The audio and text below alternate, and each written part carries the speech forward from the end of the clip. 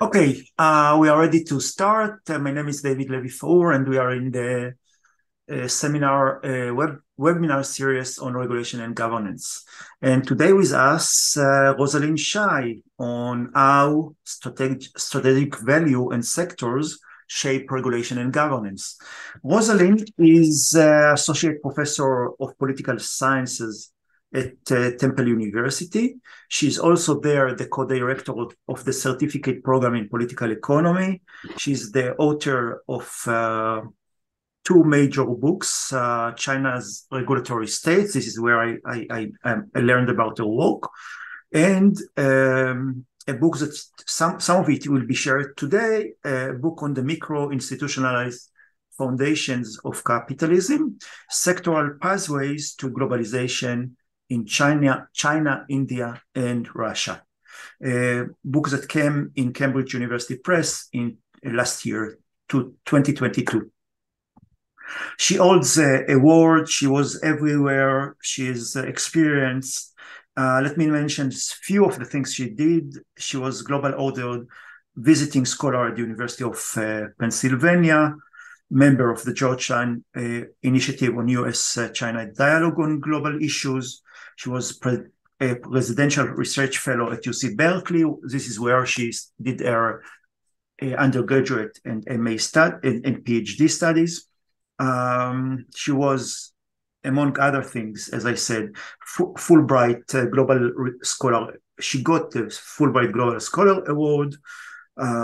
She held the Hayward Alker postdoctoral fellowship at the University of Southern California, rising star and very interesting scholar. And I have the privilege today to host you. Thank you for coming and being with us, Roselyn.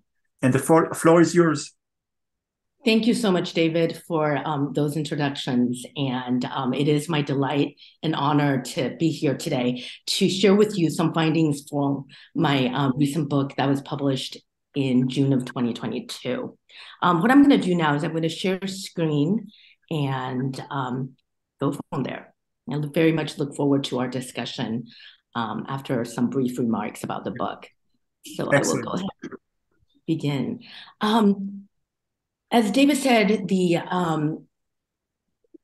title of my second book, Micro-Institutional Foundations of Capitalism, Sectoral Pathways to Globalization in China, India, and Russia, is what I will spend the remaining time today discussing.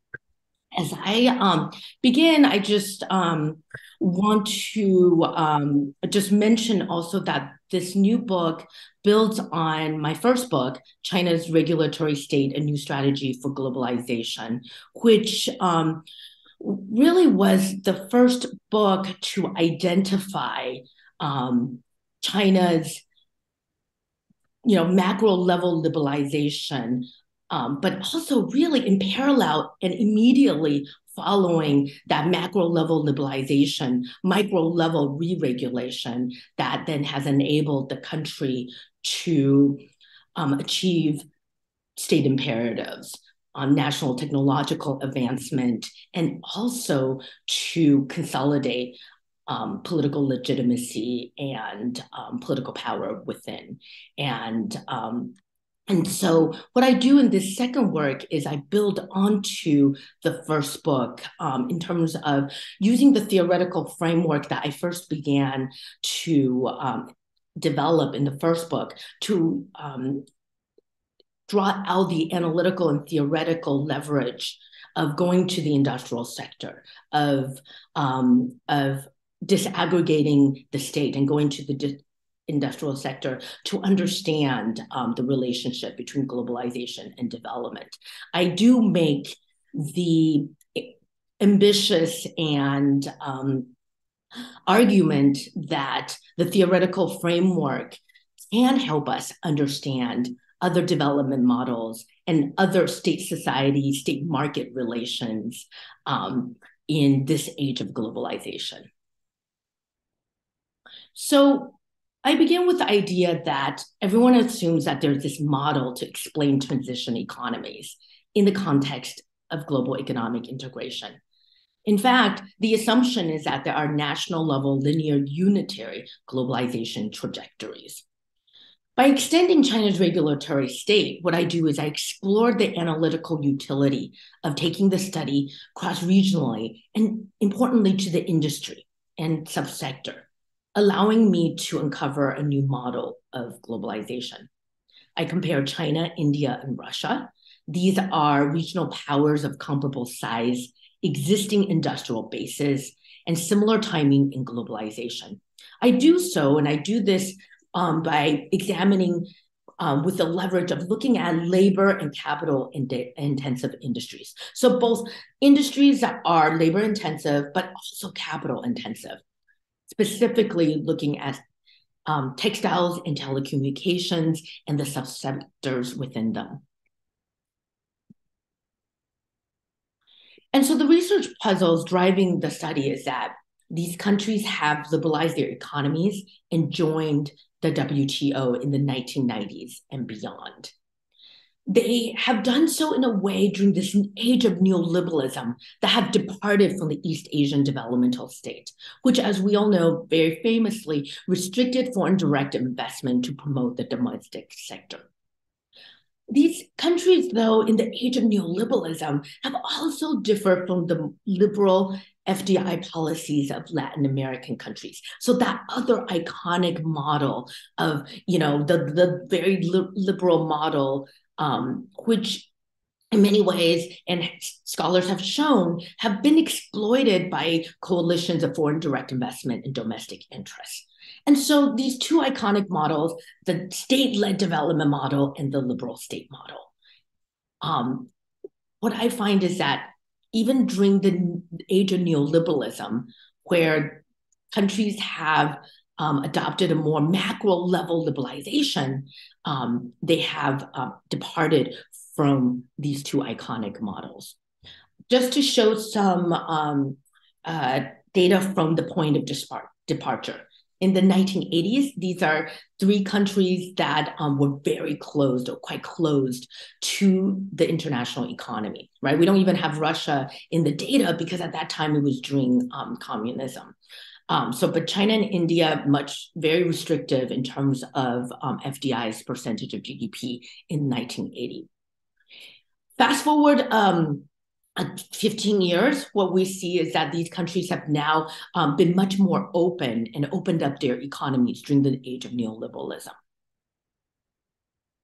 By 2015, these three countries have situated themselves in, as I said, kind of in between these iconic models, right, of the East Asian developmental state on one hand, and also the more liberal state on the other.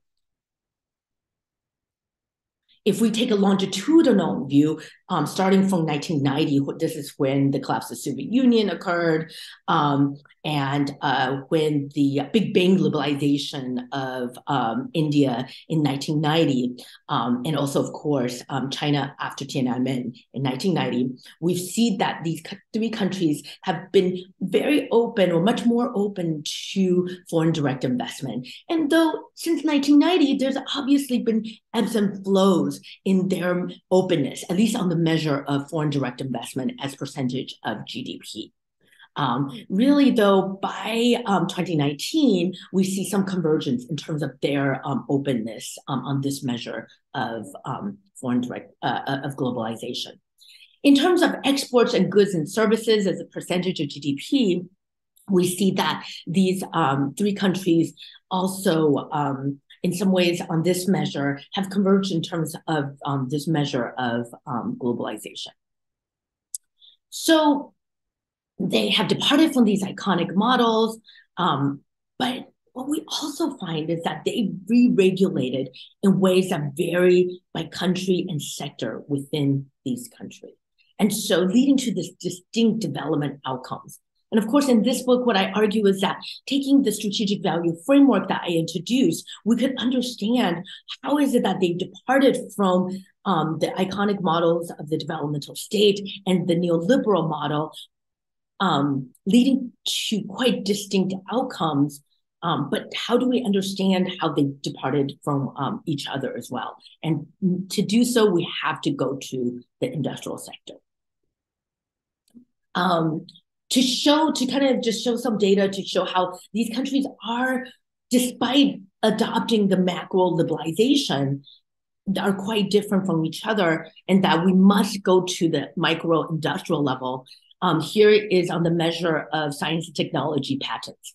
Here we see that, the conventional wisdom is that, China has outperformed both India and Russia. And here on the S&T patents measure, certainly this is the case. If we go to the industrial sector and disaggregate the macro liberalization and go to the industrial sector and even to the subsector, what we find, and here's some data to show, is that actually these three countries differ from each other quite remarkably, and differ from even the conventional wisdom of how China has outperformed both Russia and India. On the measure of, if we take telecom subsectors, we find that actually Russia ICT has, we see increasing numbers in ways that differ quite from China and India. And so what is important is that we must disaggregate the country level, which oftentimes for development scholars, we look at kind of country level statistics, but we must disaggregate and go to the micro industrial level to quite understand why do we see different development trajectories in the age of neoliberalism. At the same time, how do we then account for politics? How do we account for political development that we see in the headlines? And to do so, Roselyn, yes. can you please clarify to the audience which sectoral phase do you see? What makes Russia unique in this sense? Can you be more clearer in what do we see there on this graph? Yeah, so what we see here on the graph, which is it's in the book in terms of the empirical developments for substantiating the strategic value framework, is that even while we see that here Russia has not performed as developed as quickly in the basic services in terms of, but on the software ICT level, we see that, in this measure, Russia has performed well. And to understand that. So you say there are two Russias to be considered. Don't look at Russia as Russia only, but to look at the difference, the huge difference between ICT, information communication technology, and telecommunication equipment, I would say, right? What I'm arguing, and I'm going to upfront load the arguments about each country. And again, as I argue in this book, this framework could help us look at other developing countries as well, which is that these national level trajectories need to be demystified, because actually, if we go to the sector, we see different pathways to globalization, and we see different pathways to development as a result. And this is just one measure that allow us to see that. In the detailed case studies, I will be able to show you that if by tracing across time and also down to the industrial sector. And so what I argue is that, it's really important to understand market governance structures, because market governance structures is what mediate that relationship between globalization and development. And the strategic value framework that I adopt to theorize the nature and scope of market governance argues or contends that it is how state elites perceive the strategic value of sectors in response to internal and external pressures, and the impacts of sectoral structures and organization of institutions together. So this interaction between how state elites think about the strategic value of sectors and sectoral structures and organizations of institutions, those two together help us understand market governance structures. And it's because of then this interaction that we can understand these sectoral patterns of market governance. And so as a result, we have what I call the national configuration of sectoral models that then are the macro-institutional foundations of capitalism. These then help us understand what the development outcomes, those measures in development that in that graph that I just showed you, that are beyond national models of development, but really are we see these sectoral trajectories of development. At the same time, because of that interaction of how these state elites perceive the strategic value of sectors, these are national configurations.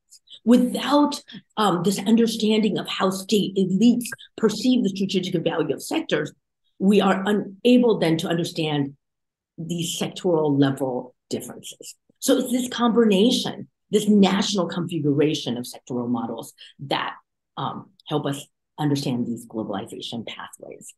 And so at the general level, these are national configurations of sectoral models. At the national specific, sectoral specific findings of the book are the following.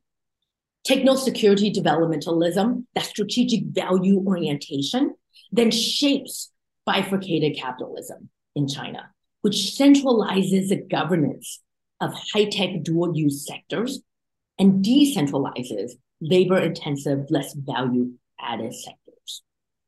In India, that neoliberal self-reliance orientation of state elites as they perceive the strategic value of sectors shapes what I call bifurcated liberalism, where we have more centralized governance of small-scale rural sectors, which in many ways defies our understanding of the conventional wisdom of what we think about India, and decentralizes high-tech, globally connected sectors.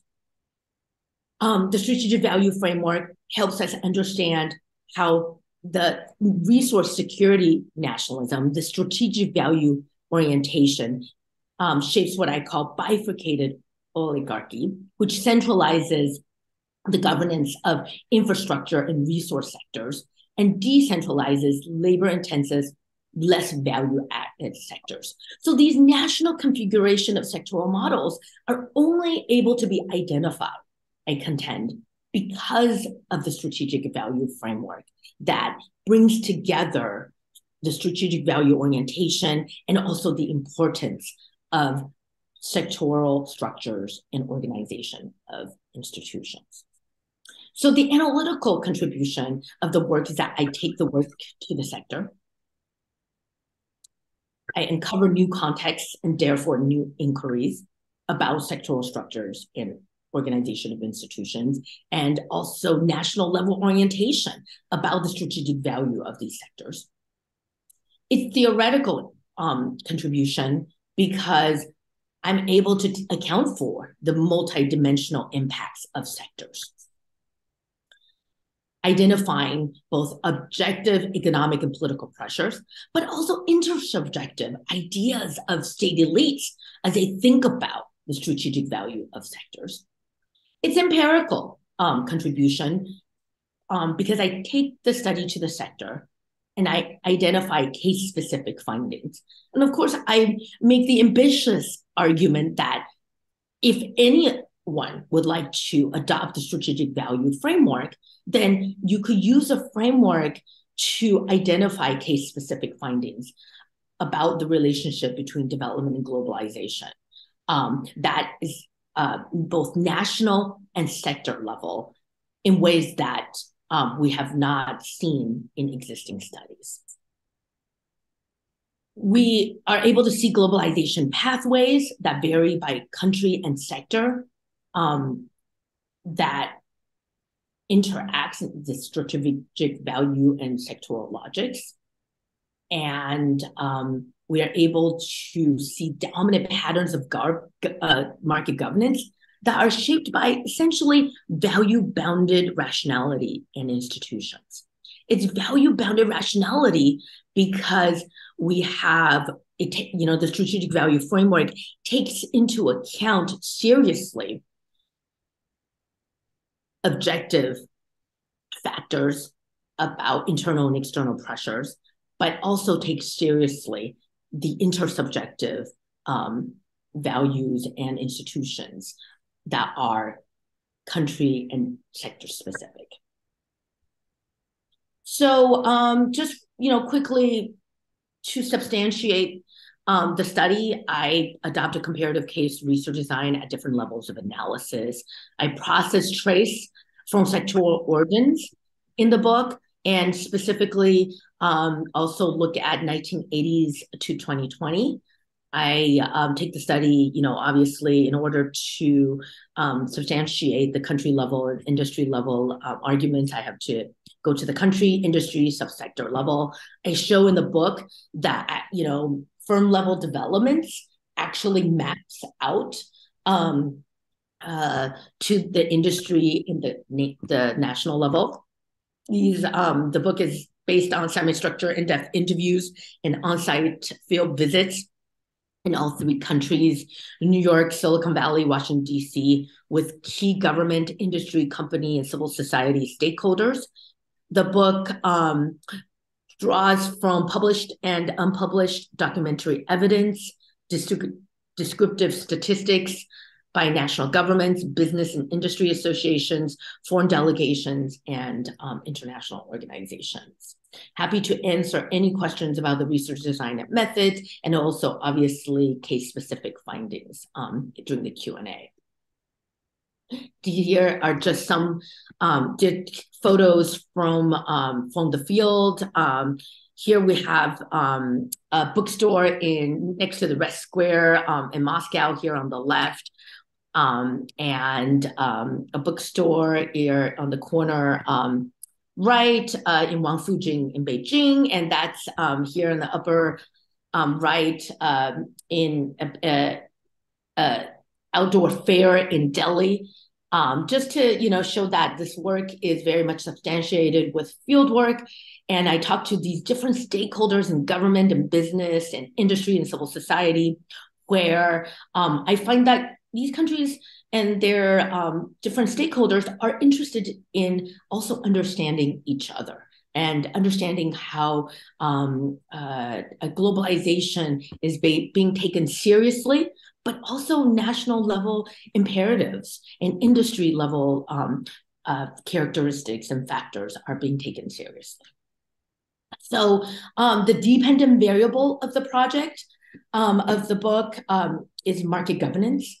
And I look at two dimensions: the level and scope of the state and market coordination, and also property rights arrangements. And so the book introduces a conceptual map and taxonomy of market governance, which I argue mediates globalization and development outcomes. And the strategic value framework allows us then to understand these market governance patterns.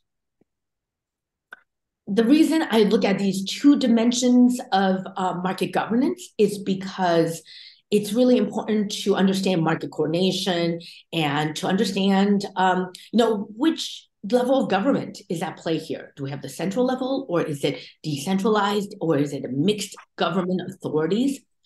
Do we have a bureaucracy, a regulator, or some sort of government-sponsored or non-sponsored bodies that are at work? This is important because once you go down to the industry level, we're going to see different levels of government that's at play in terms of the market coordination aspect and of market governance.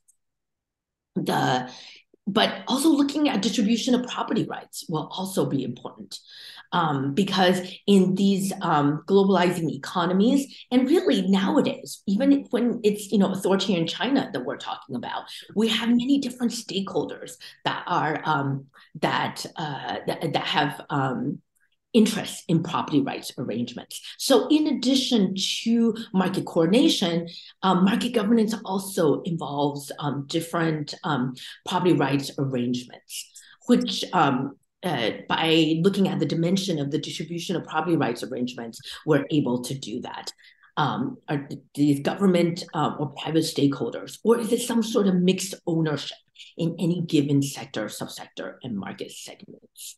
And this will allow us to understand not just market coordination, but who are the property rights arrangements. Because in many sectors in the globalized economy, what we find is we can have centralized control of market coordination, even as there are private industrial interests. So one example of that in the Chinese case is very famously, we have in telecommunications, central government control of market entry, business scope, investment level, even technical standards. At the same time, we have different types of property rights arrangements. We have the Alibabas, the Ant Group.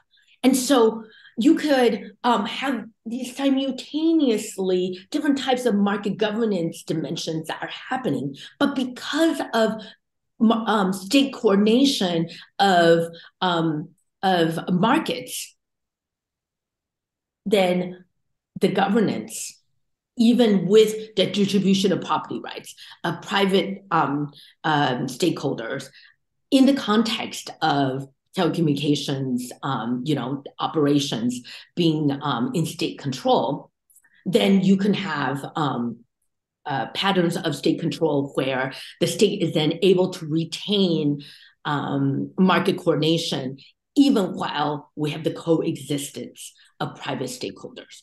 And this becomes of great significance because when the state, because of some sort of strategic value orientation, intervenes into market governance, then we could have the state then gain control of a sector, even when the distribution of property rights are when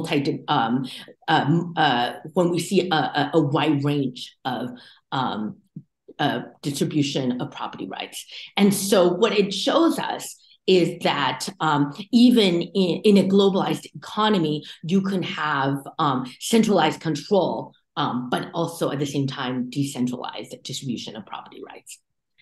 And so this results in a typology of market governance that then can be applied to the industry level, that then allow us to understand the variety of capitalistic activities that it's happening in a democracy or in an authoritarian context or in a semi-authoritarian context like Russia.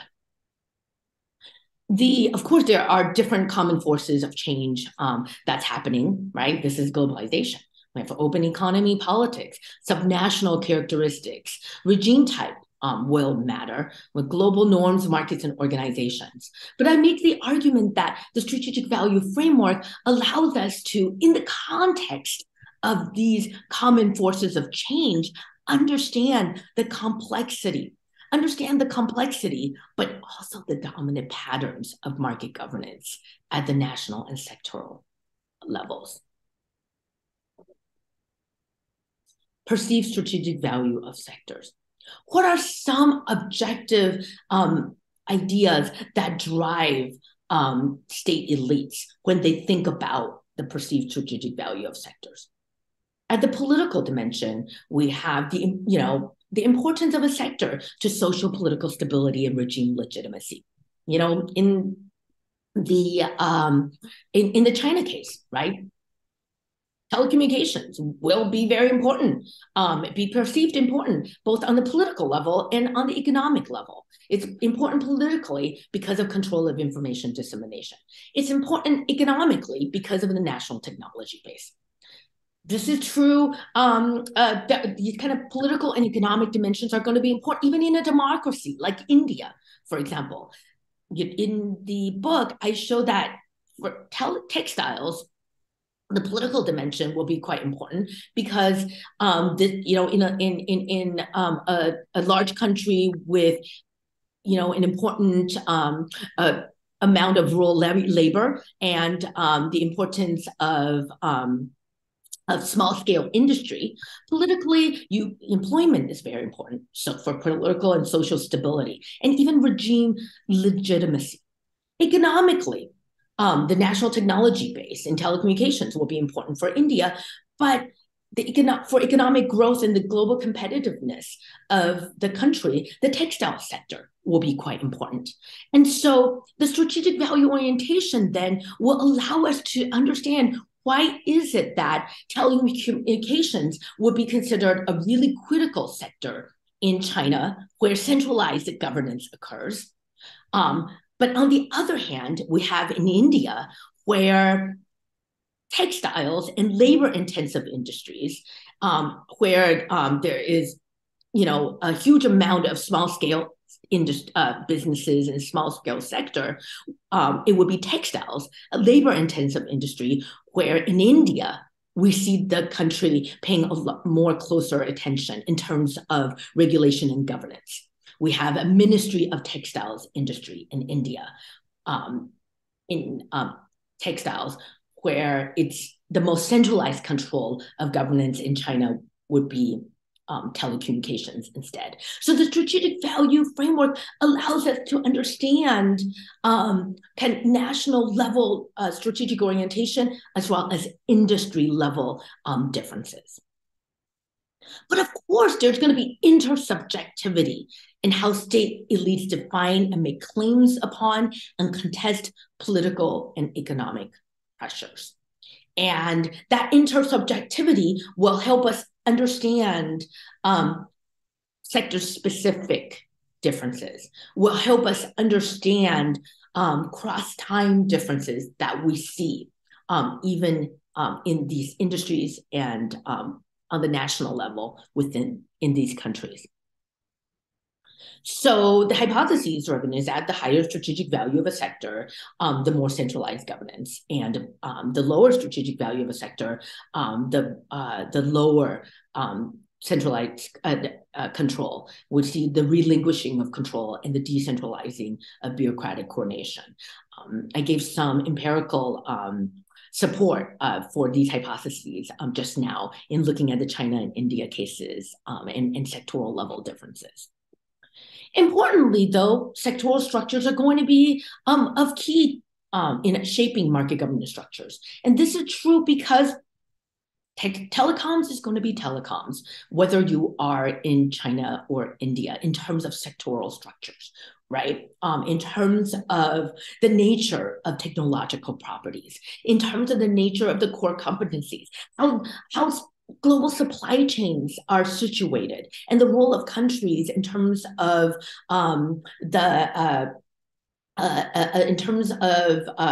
their capabilities in these global supply chains. Existing organization of institutions are going to play a role in market governance. So I have brought up Indian textiles. The fact that in India, textiles is organized in the way where even back to the days of Gandhi and during the days of British imperialism, where small-scale sectors are important.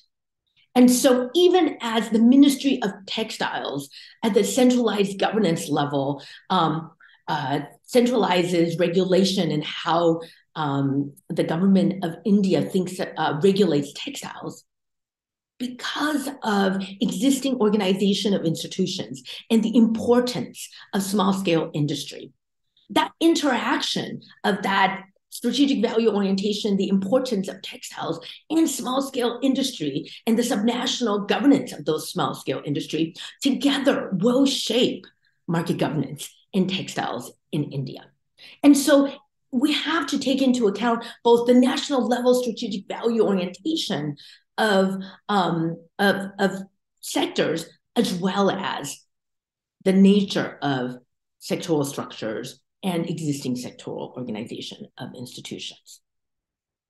And so, of course, in the book and in the framework, I have a series of hypotheses that that drive how we think about the role of the state in terms of market coordination and regulatory authority and the type of state methods that are going to be employed in understanding market governance, and that interaction of strategic value and existing organization of institutions will help understand these dominant patterns.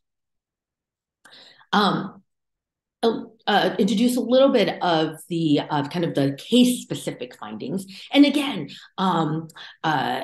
if I'm bold enough to say, I make the argument, or I contend, that this strategic value framework of these interacting logics could then be applied not to just China, India, and Russia, but to understand other economies, like globalizing economies as well. But for the China and India and Russia cases, I make the argument that for China, techno-security developmentalism, because of the strategic value orientation, are rooted in how the country thinks about internal and external pressures, will help us understand how strategic value and sectoral characteristics interact. Strategic are going to be sectors with applications for national security, contribution to the national technology base, in service of political social stability and party legitimacy. These are fixations since the founding of the PRC through Cultural Revolution, Tiananmen Square, and the different global financial crises. In India, strategic are going to be the rural small-scale industries, sectors important for employment and sensitivity to sectarian conflict because of the diversity of the different ethnic groups in India, for infrastructural sectors for collective gain. They are associated with post-independence nationalist imagination, dating back to Gandhi, Swadeshi-ism, and Nehruvian socialism. These are important kind of strategic value orientation that even despite the different political changes over time, whether we have the National Congress Party or the BJP in power, regardless, driving state elites in the strategic value orientation are going to be these important issues about how sectors are strategic for the collective understanding and nationalist imagination. High-tech globalized sectors, on the other hand, are not as much associated with the ideas of nationalist imagination and importance of collective gain. And so as a result, we are going to see more neoliberal ideas driving the governance of the high-tech sectors. We're going to see more importance in even Indian returnees in governing the high-tech sectors. And big bang globalization in the 1990s and beyond really have much driven the market governance of these high-tech globalized sectors, and much less so even today of the more labor-intensive small-scale industry. In Russia, strategic are going to be sectors of importance to the defense orientation, the military and civilian networks of telecommunications that have influence dating back from the days of the Soviet Union. And so what we saw is that despite the conventional wisdom of the 1990s, of the collapse of the Soviet Union and privatization and market liberalization and kind of our conventional wisdom of those days of Yeltsin, the reality is, because at the beginning of the Russian Federation, it was very difficult for even the early days of the Russian Federation for them to dissociate telecommunications infrastructure from Soviet civilian and military networks. The reality is, when massive privatization was happening, telecom infrastructure was actually never privatized. It was decentralized to the subnational level, but never privatized. And so as a result, what we find is, what I found in my book is that when Putin came into power in 1998 and beyond, it was very the Russian government under Putin was able to, from 1998 and beyond, centralize the governance of telecommunications infrastructure, centralize the governance of even the value-added service providers that operate on top of the infrastructure. And so to this day, we have the Russian backbone infrastructure in the hands of the Russian government, centralized from since the days of subnational governance. And even though there are a lot of private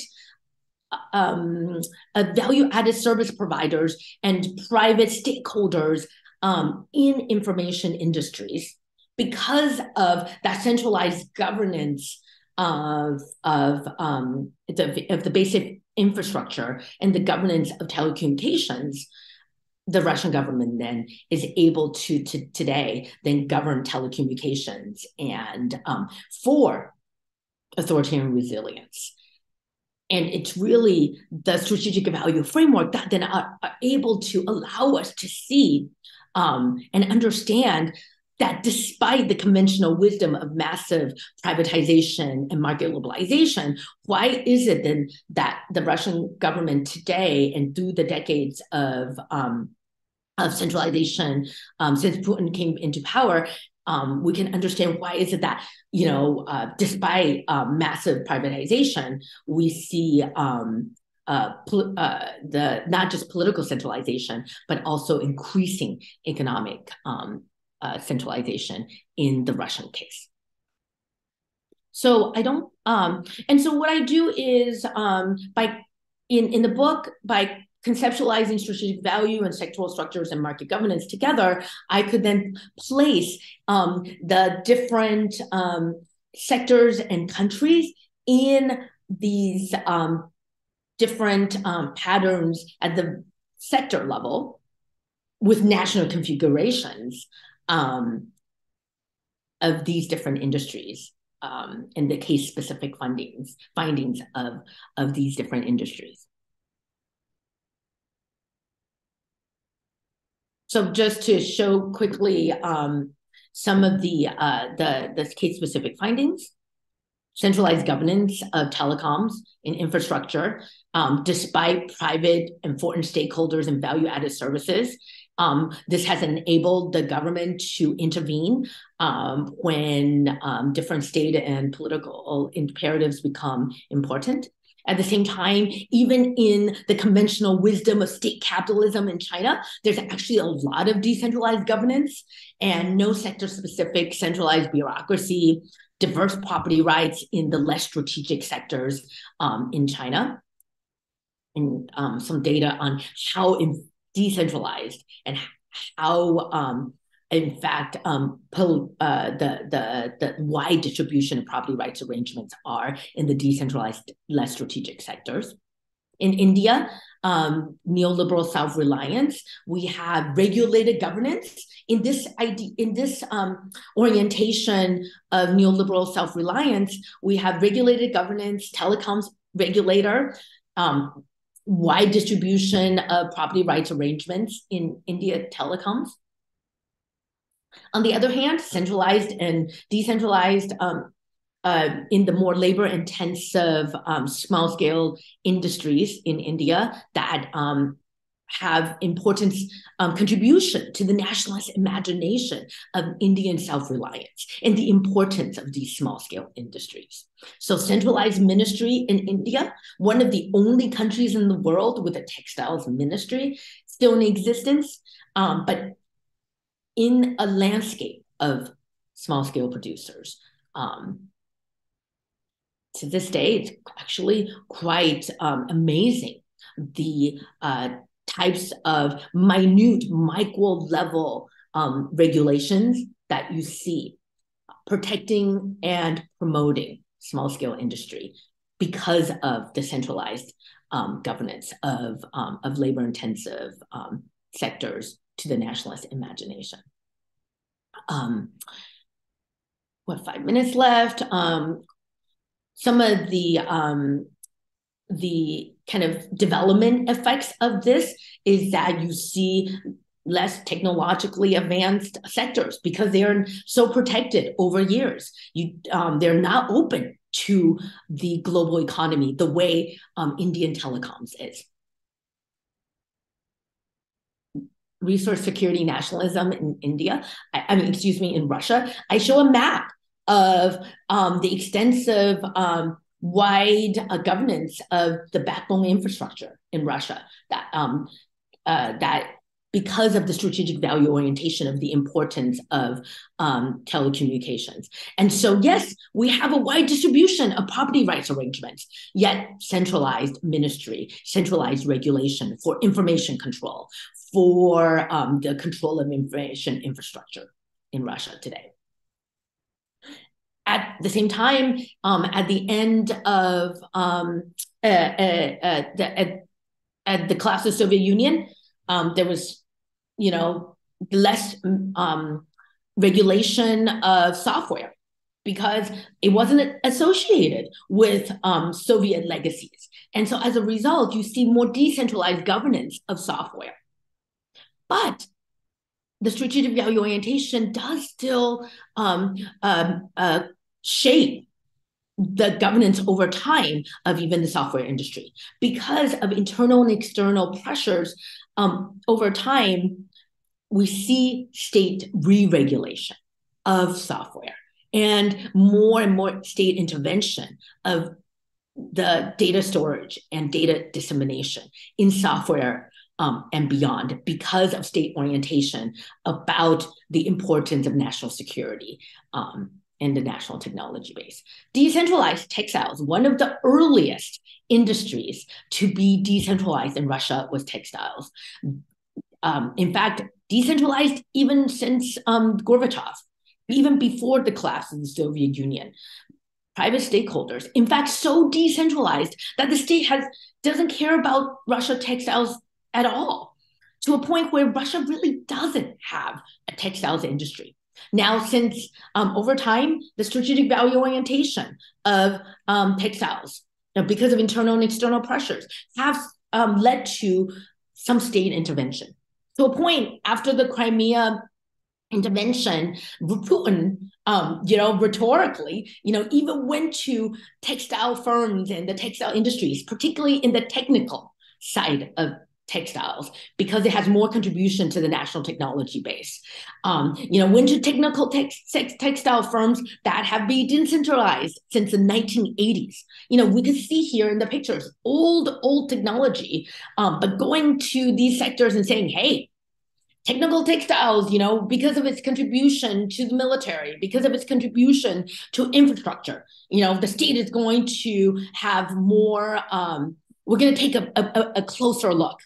And so ironically, or maybe not so ironically, because of strategic value framework and the strategic value orientation that's identified, there has been intervention in these decentralized sectors of textiles because of the strategic value orientation of textiles in terms of state elite responses to internal and external pressures. And that environment of the internal and external pressures will, of course, change and transform because of domestic and global changes. So what I'm going to do is I'm going to stop here and answer any questions that you may have about development outcomes, how strategic value orientation might shape development, and what it means for global conflict and cooperation. And very happy to also talk about in more detail the theoretical and analytical takeaways of the strategic value framework, and maybe even how it might apply to understanding the national configurations of sectoral models in other countries and sectors. So thank you very much. Thank you very much, Roselyn, and I'm opening the floor for questions from the audience. I see Bruno wants to ask first, and I will wait with myself, and then Devanishi, please. So Bruno, you first, and then Devanishi. And Roselyn, we don't have a lot of time, so please answer shortly, and of course, Bruno, short questions to the point. Thank you. Thank you, David. Thank you, Roselyn, for the presentation and such a nice approach and framework as well. I'm glad as well to see you again after some years. We first met in Philadelphia when I was there for part of my PhD. I don't know if you remember that, for a coffee. I just came for the presentation from the perspective of Latin America concerns and experiences as well. And from the very beginning, you positioned the differences and the how these three cases sort of departed from benchmarks which are out there. My concern was that, or my doubt maybe is mostly in relation to, well, I have two main points. Both are very quickly. The first one being, you seem to imply a sort of rationality, and that may be a big difference when we compare to Latin America, for instance, among the elite. And you mentioned different bifurcations in the three cases and countries, and I struggle to compare and to even try to conceive an application of the framework to Latin America when you see a lot of dispute and conflict among the elite. So on the one side, you certainly have the more neoliberal and pro-market alliances. But on the other side, especially now that we see a resurgence of left-wing governments in Latin America, more developmentalist mindset or approach to the policy. And they've been struggling and battling and not coming to certain level of conclusions, especially to some sectors for the last 3, 4, 5 decades. And is that right? That in the three cases that you researched, even the Indian case, possibly for cultural post-colonial, drivers or consensus, national consensus, there is a sort of underlying strong force that permit some sort of coordination when deciding for decentralization and centralization. And that would be a central difference and also an element of rationality that would allow some rationality for the elite in government. And the other question would be more on the application for small countries. There are a lot of literature on small countries. I've been studying one in particular, Costa Rica, which has been quite open for the last decades as well in the IT sector and health, as there are two examples. And they, the way they, this kind of countries, and the one I mentioned, relate and tackle the center periphery dynamics is certainly different because of the position, the size of them. But you see your model being able to travel to this sort of experiences of Costa Rica, Singapore, maybe another example. These are my two questions. Thank you very much. Great. Yeah, thank you so much. Good to see you again, Bruno. So, really quickly, I don't have much time, but what I want to say is that, yes, there's, because of the identification of kind of objective internal and external pressures, there is definitely, a rationality dimension to the strategic value framework. I also incorporate intersubjective dimension as well. And so by intersubjective, we are able to identify the ideas, but also the institutions that will shape these kind of state elite responses to the objective pressures. And so by doing so, then we can account for the interaction of the different ideas that state elites are exposed to. Importantly, though, it's not just necessarily about the different ideas about how, different existing ideas about how the economy might run better with whether a neoliberal model or more of a state-driven model, for example. What I mean by intersubjective, I'm also talking about how state elites have across time and historically, right, as I mentioned in the India model, thought about the value of, or the perception of the value of what industries might mean to the nationalist imagination. And so in which case, it could be, it may not necessarily mean that it's about, for example, you know, in the India case, right, because the telecommunications sector isn't as importance to the state because of these you know, pre-existing historically rooted values about what it means to be the national independence of India and what small-scale industry means to it, then values of, you know, the neoliberal values of what neoliberal policies might mean to India gets adopted, to a point where you have bureaucrats get trained during the Thatcher era, for example, in the UK, right? But on the textile side, it's not necessarily the developmental state model ideas that are being adopted. It's really actually values that are specific to the country, rooted in the country's history. And so in that sense, then the model brings in these intersubjective values and dimensions, which then, you know, whether it's Singapore, whether it's Costa Rica, whether it's Peru, for example, where I have a paper with one of my graduate students here at Temple, looking at how, you know, even in the context of the very icon, you know, Peru is being considered, you know, by Latin Americanists as like the iconic model of neoliberalism.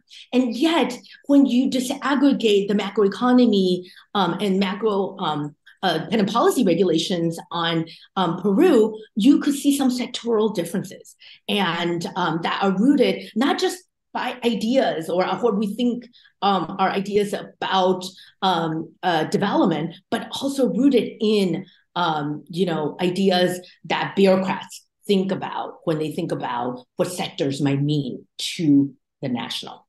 And so anyway, I hope that answers your questions. Thank you very much, Roselyn. And Devanishi, did I pronounce correct? It's Devanshi. Thank you. Devanshi, please.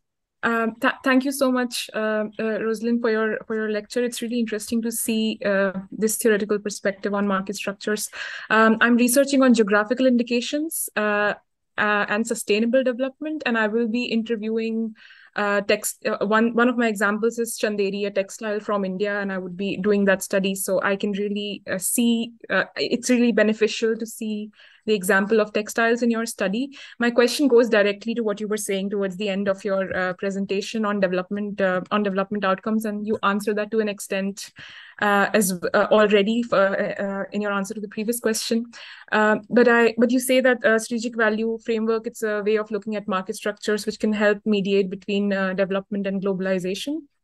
And you also say that sectors then which have more political or economic importance, that they receive more attention, which can mean more centralized control, but not necessarily.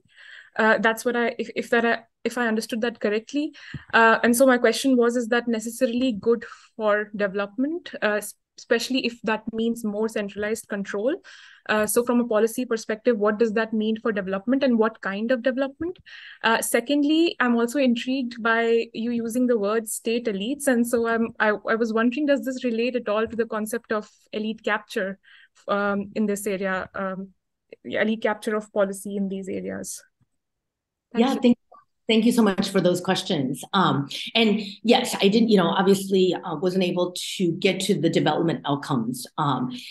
And the reality is, by taking this, by understanding market governance with the strategic value framework, what we're also able to identify is that development may not always necessarily achieve the goals, right? Just because market governance is oriented this way, that does not necessarily mean that development will always achieve the goals of the state elites when they think about the value of the sectors. And so, for example, let's go to the textiles case, right? That you're also studying.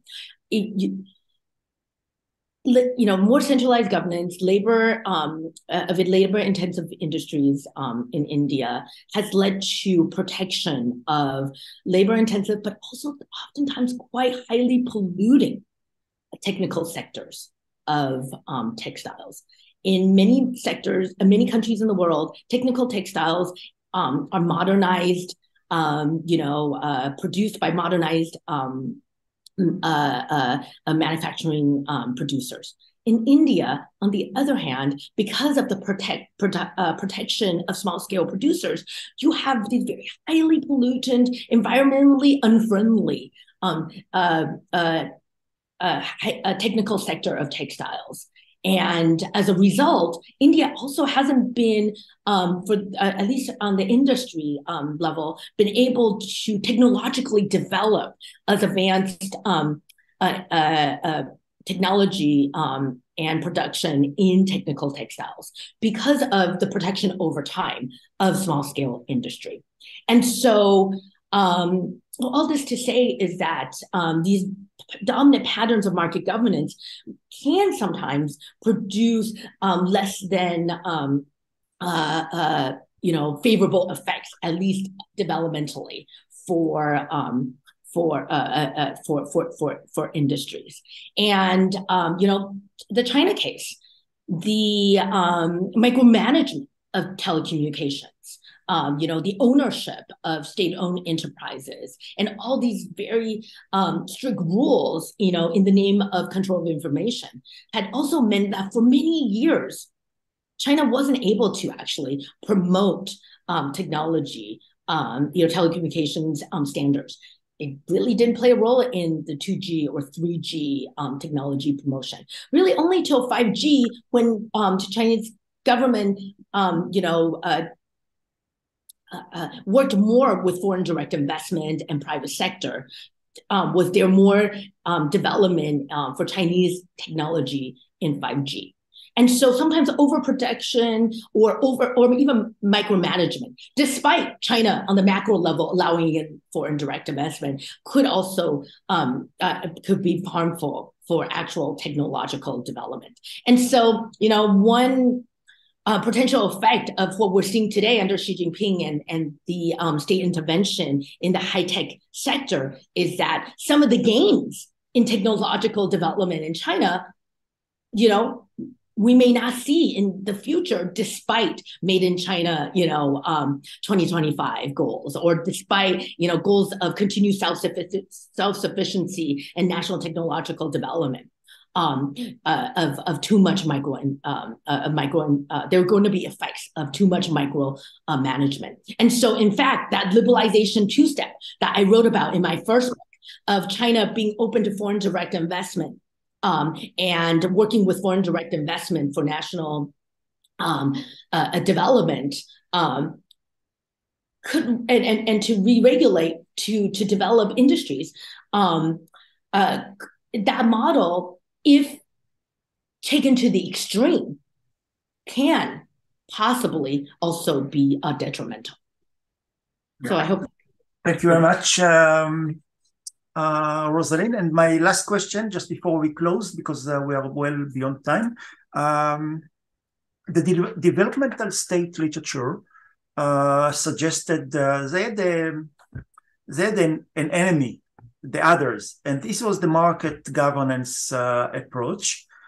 And this kind of literature that comes, we can take it to Johnson in 82 according vis-a-vis Japan, and it went on and on with Linda Weiss, Alice Amsden, and others.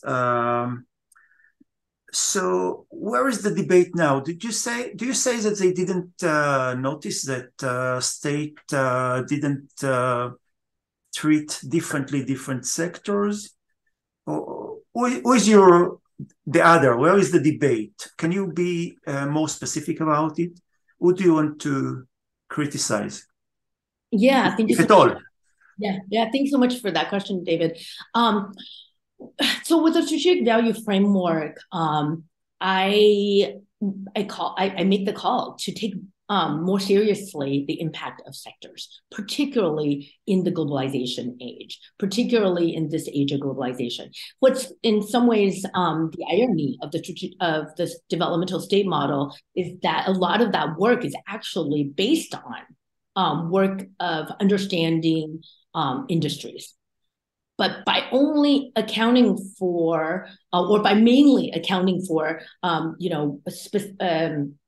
one sector, rather than looking at across sectors and rather than looking at particularly in a globalization environment, particularly because of neoliberalism, which has in some ways come and passed, but because of that world time and world situation, we need to account for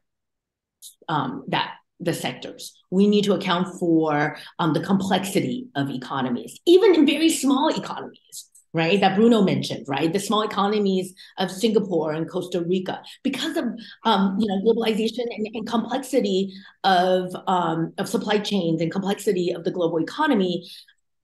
The developmental state model could be revised and redefined if we can account for sectors, the structural characteristics of sectors, and also account for organization of institutions of sectors, both internally and externally. And so then by bringing that into the picture and then still understanding what is of strategic value to state elites, rooted in history and existing institutions, then we can have a better idea, a better picture of market governance structures and their effects on development outcomes. No, thank you very much, Roselyn. I could stay here for a while, a few hours at least, but I have to respect your time and the time of our audience. And I'd like to thank you very much for a fascinating, insightful, and interesting work on some of the most important countries of the century. Yeah. Thank you very much, Roselyn. Thank you very much, the others. See you soon. Bye.